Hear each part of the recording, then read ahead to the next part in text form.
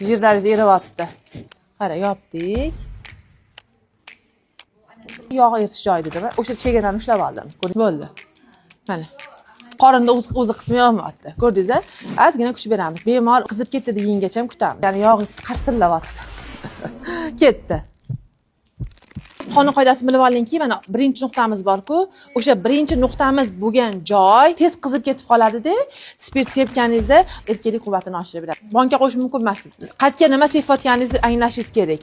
Qo'l sochiq tavsiya qilmayman dedim. Nimaga? Bu sauna effektini beradi. Badan kuyib qolish ehtimoli katta. 6-tochkadan qaytdim. Shuning uchun men zashta uchun mana shuni yopamiz. Bo'yingacha bo'lgan qismda mana shu joy limfalar yaxshilaydi, immunitetni ko'taradi, sauna effektini beradi deganim, po'ralari ochib beradi.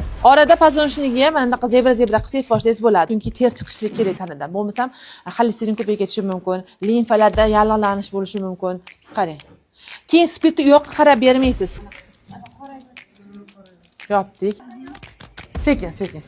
Esingizda qolishligi uchun matka joyini ko'rsatyapman. Matkadagi shamollashlarni oladi. Markaz o'sha yerda-da. O'zingiz ayting qizingizga, xo'p. Korreksiya figuralarga qilishadi-ku.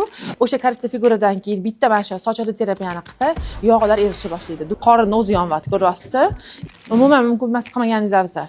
Jenskiyda shamollashi borlarga qilsa bo'ladi bu narsani, qorinda yog' eritish uchun qilsa bo'ladi. Shu sababli har doim aytaman, massajistkalar albatta hijoma va sochli terapiyani o'rganishligi kerak.